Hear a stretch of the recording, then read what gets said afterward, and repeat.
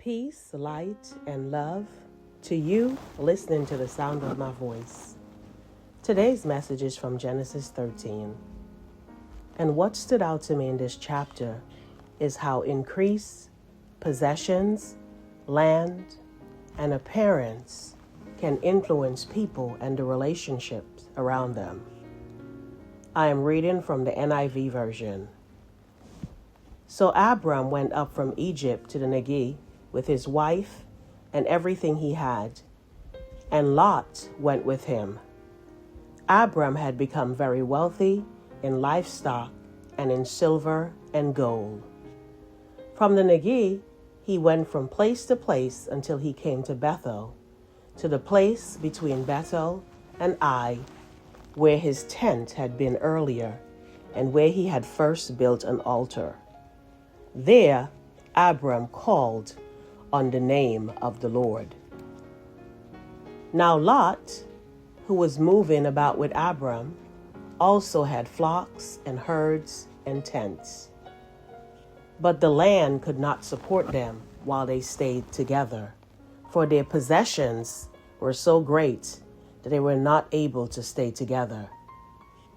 And quarreling arose between Abram's herdmen and Lot's herdmen. The Canaanites and the Perizzites were also living in the land at that time. So Abram said to Lot, "Let's not have any quarreling between you and me, or between your herdsman and mine, for we are close relatives. Is not the whole land before you? Let's part company. If you go to the left, I will go to the right. If you go to the right, I will go to the left." Lot looked around and saw that the whole plain of the Jordan toward Zoar was well watered, like the garden of the Lord, like the land of Egypt. This was before the Lord destroyed Sodom and Gomorrah. So Lot chose for himself the whole plain of the Jordan and set out towards the east. The two men parted company. Abram lived in the land of Canaan, while Lot lived among the cities of the plain and pitched his tents near Sodom. Now the people of Sodom were wicked and were sinning greatly against the Lord. The Lord said to Abram after Lot had parted from him, "Look around from where you are, to the north and south, to the east and west. All the land that you see I will give to you and your offspring forever. I will make your offspring like the dust of the earth, so that if anyone could count the dust, then your offspring could be counted. Go, walk through the length and breadth of the land, for I am giving it to you." So Abram went to live near the great trees of Mamre at Hebron, where he pitched his tents. There he built an altar to the Lord.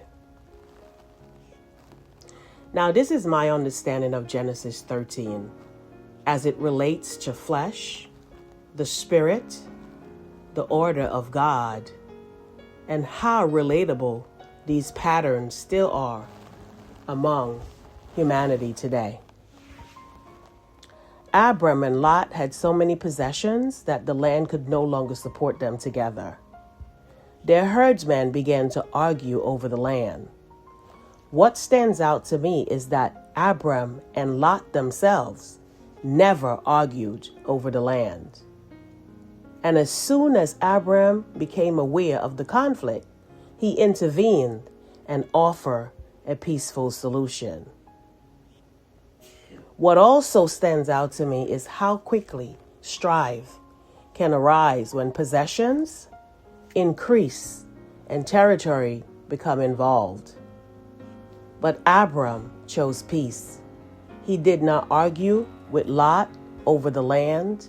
Instead, he said, "We are close relatives," and gave Lot the opportunity to choose the land he wanted first. Humility stands out to me here because Abram was older and Lot was his nephew. Yet Abram still gave Lot the first choice of the land. Abram did not allow strife to come between himself and Lot. Their relationship mattered more than where he pitched his tents. Lot looked with his eyes and chose the well-watered plain of the Jordan because it appeared fruitful, beautiful, and plentiful. Scripture says it looked like the garden of the Lord and like the land of Egypt. This reminds me of Eve in Genesis 3. Eve also saw something desirable to the eyes.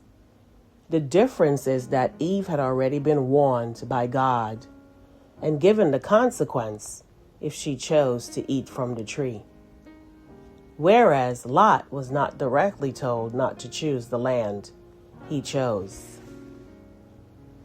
This shows how something looking beautiful can influence people to make decisions without fully considering what may come with it.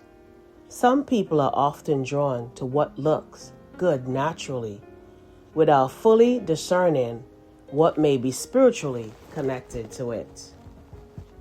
Lot chose land that looked fruitful, but he pitched his tents near Sodom, where it says the people were wicked and were sinning greatly against the Lord. So what looked good naturally placed him near wickedness spiritually. And this is still a pattern we see today. Some people are drawn by appearance, opportunity, beauty, status, money, relationships, influence, or what seems pleasing outwardly without fully discerning what may be connected to it spiritually. After Lot and Abram separated, the Lord spoke to Abram. God showed Abram the land north, south, east, and west, and reaffirmed his promise to Abram and his descendants. Abram gave Lot the first choice of the land, and whichever portion Lot did not choose, Abram accepted for himself.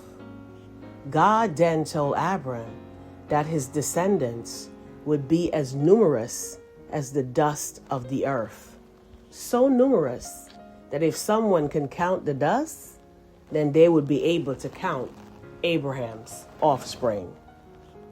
God also told Abram to walk through the length and breadth of the land because he was giving it to him. Abram then settled in the land of Canaan near the great tree of Mamre at Hebron, where he built an altar unto the Lord. Bottom line, Abram gave Lot the first choice of the land, and whichever portion Lot did not choose, Abram accepted for himself. Lot focused on what appeared fruitful and beautiful, but pitched his tent near Sodom, where the people were wicked and sinning greatly against the Lord. Abram did not argue over the land. He intervened when strife arose between the herdsmen and confirmed their relationship by saying, "We are close relatives." Genesis 13 shows how appearance, possession, land, and increase can create strife. But Abram chose peace between himself and Lot. And this concludes Genesis 13 and my understanding.